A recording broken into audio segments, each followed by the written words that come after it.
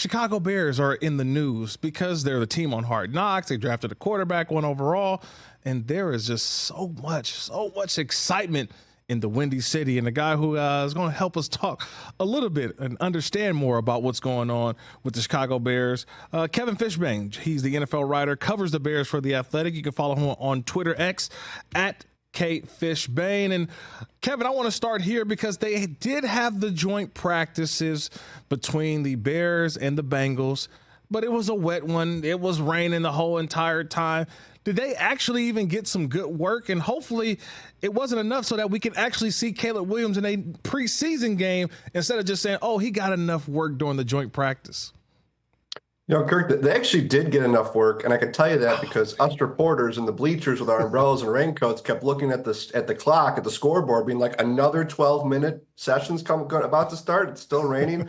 Eberflus and Zach Taylor, they wanted to keep rolling, and so Caleb Williams did get a lot of reps yesterday against the Bengals. What's interesting was his first competitive rep, 7-on-7, his first pass picked off by a Bengals middle linebacker. So you're thinking, okay, this is a bit of an introduction to this is not, playing against your own defense, which is a very good defense. It's given him a lot of trouble in camp. But he started to get in the groove a little bit. And when they had some red zone drills, he had a really nice touchdown pass to Keenan Allen, stayed in the pocket, went through his progressions, found DJ Moore for another score. So I thought it was a positive day for him and just a great experience. Matt Eberflus said that Cincinnati runs a unique defense. And for Caleb Williams to get those reps and then he's going to get some more, obviously, tomorrow. It's just all building this up, building this portfolio. Just kind of every day is a reminder. You're not in Lincoln Riley's scheme anymore. You're not at USC anymore. It's not, University of Idaho on the other side. This is going to be challenging, and he's passed a lot of tests so far this summer. Yeah, Kevin, I want to talk about his leadership skills, though, because I feel like everybody was saying that he wasn't the greatest of leader. He's a different type of leader, but all that I've seen, and maybe just a couple of the episodes of Hard Knocks, but just listening to guys like yourself and watching and seeing on the television, he seems to be a leader that's still learning how to, but I think his play is backing it up that guys want to lead, and they're showing him how to with some of those veterans that you mentioned who were able to catch a couple touchdowns from him yesterday. Yeah, Kirk, you know this so well that when a rookie gets into a locker room, there's a lot of different ways you could do it the wrong way. Right. And Caleb Williams he's just natural. He's not, there was the story about him telling guys to clean up, but that story was presented as a complimentary story. Like Kevin Byard, when he told that, was like very impressed that Caleb Williams was doing that. Somebody needed to kind of get on the guys for making sure the areas that they were using were clean.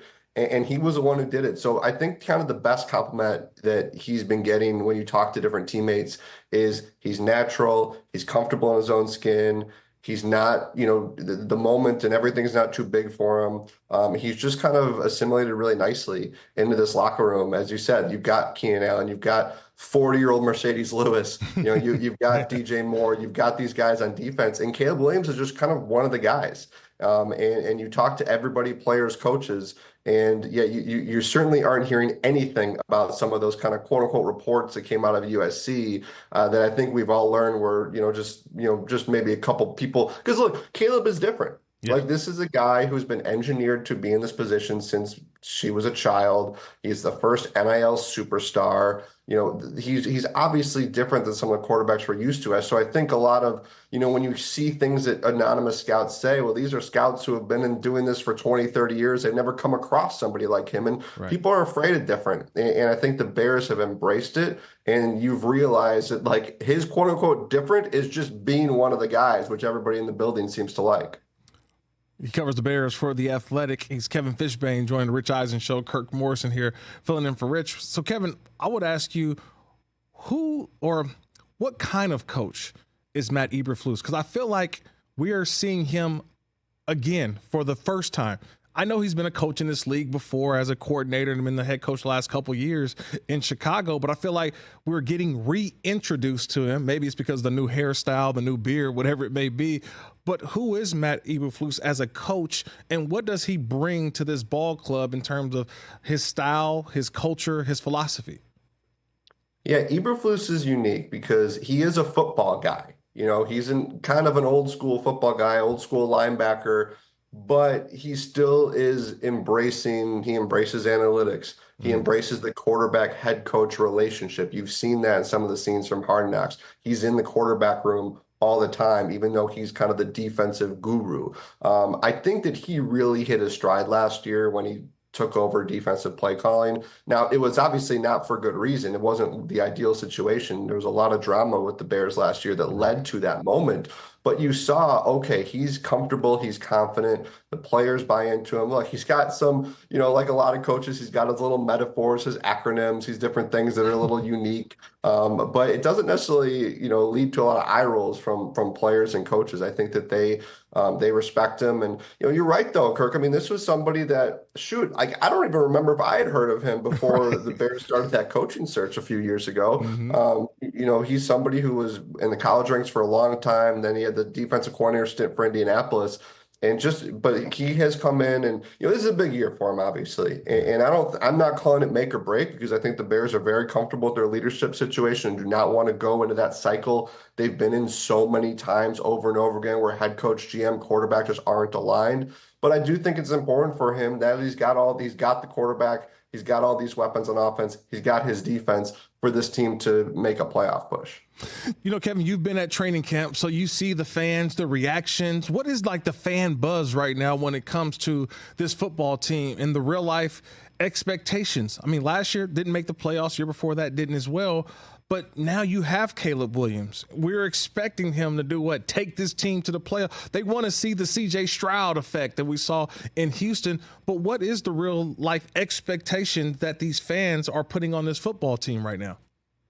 Yeah, I like to make the distinction, Kirk, between excitement and optimism. Like everyone is incredibly excited about this team and where this team will go. I think that even the fans, even the most diehard, over-the-top fans understand he is a rookie and it's going to take time. And I'm glad you mentioned CJ Stroud because I think CJ Stroud changed the conversation because you see what CJ did last year and you think, okay, if CJ Stroud can do it with that team, why can't Caleb Williams do it with this team? And he might. And you could argue that he should. But it's not like CJ Stroud was playing the Super Bowl last year or even the AFC Conference Championship. I think that getting to the playoffs, I think, will be a great step for the Bears.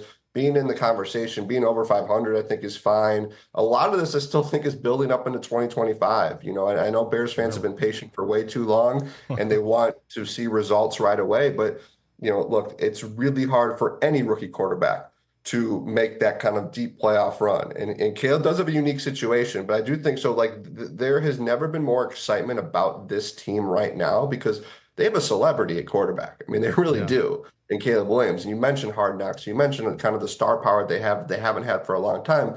But I do think the Vegas over-under is 8.5. I think that's a perfect number for it to be at. I think I've kind of written 9-8 seems to be a fair prediction for this team because it's a rookie quarterback. You've got some questions about both lines. You're still not, you mentioned Matt Eberflus. You look at his record, it's fair to kind of have some skepticism. Shane Waldron, play caller, you can look at him. It's not like he's coming in here with this giant resume of tons of successful play calling. Did great things in Seattle. I've liked what I've seen from the scheme. I think it's going to be good. But again, we have to see it to believe it. So fans are into it. There's a lot of number 18 jerseys at training camp. But I do think people understand rookie quarterback, tough division too. Maybe just getting into the playoffs would be successful. What you obviously don't want, at the end of the season, Kirk, if you and I talk in January, right?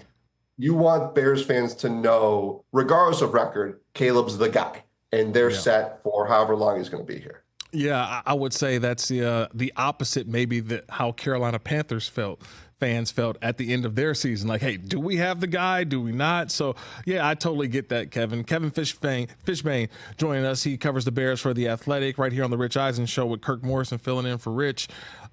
Kevin, had the Bears landed Matthew Judon, would it have been the internet would have broke because everybody would have said, how are they getting all these guys? Are they cheating? What's going on? But were they in on the possible acquisition of Matthew Judon? I know he goes from the Patriots to the Falcons, but there was rumors that maybe Ryan Poles was in on that deal too, trying to see if he can bring in Matthew Judon to team up with Montez Sweat. Yeah, Kirk, I'm starting to wonder if there's a trade conversation that Ryan Poles is not in on at this point. Like, it's just if anybody's a trade candidate, you got to assume. And look, I think that's what makes him a good GM. You know, Yeah, he's always looking around, trying to find ways to improve a team. The Bears, like, they have guys on the defensive end spot they like, but they right, know that they can improve it. They know that somebody like Judon would have been an upgrade and would have been a great asset for them. And the other thing too, if you look at the window the Bears have, right? You think right. about, all right, assuming Caleb's the guy, you're going to pay him in 3 years. So Correct. you've got these 3 seasons because once you pay him, as you know, it's going to be Hmm. harder to pay everybody else. And you've got a lot of guys. I mean, you look at last year's rookie class, Darnell Wright in a couple of years. You look at the tackle contracts, Tyreek Stevenson, if he continues to ascend, Kyler Gordon, some of these guys, they're going to be Hmm. up for new contracts in a couple of years too. So you look at that window, you could understand the aggressiveness from Ryan Poles to go get a guy and say, I'm not worried about next year's third round draft pick. If I can bring this guy in right now, get him for 2 or 3 years because this is our window. Obviously, the Bears want to sustain success for as long as possible, but you got to strike while Caleb's on that rookie contract, take advantage of that rookie wage scale. So that's why it makes sense for them to have kind of been in those conversations. I was a little surprised just because you know that there's going to be a big contract coming. Right. And the Bears, they paid Montez Sweat the big money. They just Hmm. gave DJ Moore the big extension. They've given Jalen Johnson the big Yeah. extension in March. So you kind of wonder how many more big deals can they do, but they do still kind of have a healthy cap situation. So look, I think that this is about Ryan Poles, Matt Eberflus. They will always say, and it is coach speak. Like you've probably heard 100 times, well, we're always going to look to improve our team. Right. But the Bears have lived up to that too. When you look at the trades that they've made, they haven't always worked. Obviously, Chase Claypool, that trade didn't work, but he's now, Poles not afraid to take those swings. Kevin, when you talk Chicago Bears, it's always about Caleb Williams, the expectations of the team, the offense. You mentioned DJ Moore, Keenan Allen, Rome Odunze. Why don't we talk about the defense? I had a buddy of mine was texting me yesterday. Oh man, the Bears, they talk about offense. I said, but there are some names on this defense. You mentioned a guy. This is a strong secondary. I don't know where they rank, but I will put them at the top when you look at the names on this defense, especially at the linebacking position as well. What have you seen from this defense during training camp without the focus so much on Caleb Williams? Well, to use Caleb as the example, one of the things the defense has done is they've, made it really difficult for Caleb Williams all Yeah. summer long. And that was one of the things that was interesting in the Bills game is you saw the offense playing at a level we have not seen in training camp because it's been so challenging. Yeah. I wonder, Kirk, how many people, maybe it's more now because of Hard Knocks, how many NFL fans know who Jalen Johnson is? Yes. How many NFL fans know who Montez Sweat is? Mm-hmm. And those are the Bears Pro Bowlers. Those Yep. are the two best players in the defense. Those are the two guys with the big contracts. They went to the Pro Bowl last year. Yeah. And I just don't know how widely known. And it's fair. I mean, Jalen Johnson has been on this team since 2020. They've had one playoff game that everybody forgets about, understandably so. Sweat was kind of the third guy when you looked at that Washington D line that he was a part of. And, he's obviously Sweat's not like that loud guy. So he's, kind of keeps to himself a little bit. So you're not going to be seeing him on social media all the time. And then you go to that secondary that you mentioned. And it's literally, in addition to Jalen Johnson, I think Kyler Gordon's one of the best nickel corners in football. I And if agree. he stays healthy, like you should be talking about him being in that Pro Bowl category because when at his best, he's been really good. Who knows who Kyler Gordon is outside Chicago? Tyreek Stevenson put up big numbers in the second half of last season. Jaquan Brisker, again, needs to stay healthy, but he's somebody the Bears believe in a lot. Kevin Byers is one of the more underrated safeties in football. And you talked about the linebackers too. And Kirk, I don't know if anybody knows this better than you, Yeah. but people don't talk about off-ball linebackers anymore, right? Like they don't talk about the guys like TJ Edwards and Tremaine Edmonds who are phenomenal and really came on strong in the second half last season. I just named all those guys. You throw in a Jervon Dexter and Andrew Billings. These are just not names that a lot of people outside Chicago know about. You put them all together and you're like, oh, wow, all these guys individually are pretty darn good. And with that scheme, you can see how, they can be the ones kind of carrying this team and making things easier for the rookie quarterback. Kevin, I'll tell you, I'm a big fan of the Chicago Bears defense. And as a team, you see the potential. Like you mentioned it a little bit earlier. There is optimism because you can see this team. Now, there's a ceiling. I think that they can get to 10, 11 wins possibly, but there's also that floor where we can say, man, Caleb could fall flat this year and they win 6 or 7 games. I don't see it that way because I feel like there is just too much talent around this team. But the great thing is I feel like the teams who are on Hard Knocks, the training camp edition, usually find a way to get over that hump. We saw it again with the Detroit Lions a couple years ago. I think the Bears are going to be that team. What are we learning from Hard Knocks that maybe people outside of the Bears organization didn't know because of the quarterback situation with Justin Fields and trying to figure out what is this franchise right now? Who are they? Because they haven't been to a conference championship game in a long time, let alone won a playoff game in a really long time. Yeah, well, you start with Eberflus, and I think he has shown how comfortable he is in front of with the Hard Knocks cameras there and being mic'd up for everything. Again, not a head coach people knew a lot about. And if you look up Matt Eberflus social media wise last September, it wasn't a really good look for him when the Bears were going through those really tough situations. And he had to kind of be the voice for the team. And it was an uncomfortable spot for everybody. And now he is confident. He's got the new look. He is comfortable in his position. I think people are kind of seeing the way that he relates to the players, the way he relates to the team, and how that might work. And you're learning about, I think people are learning about who some of these guys are. I loved the Jalen Johnson versus Keenan Allen clip from last week because, Keenan Allen, I mean, he should be incredibly well known, especially when you talk about fantasy football. Right. But when you play for the Chargers, it can be hard sometimes to break that, break through as being considered one of the best receivers in the game. So I think seeing that Keenan Allen, Jalen Johnson matchup, I think was good for the team. Hey, Kirk, maybe fans around the league have learned that the Bears are just a clean-cut organization because you have not had a cuss word yet on the show. And one of the biggest surprises so far from the Bears edition of Hard Knocks. So you're getting the rookies, you're starting to see some of these stories. I'll throw another one out there because he was a big part of last week's episode.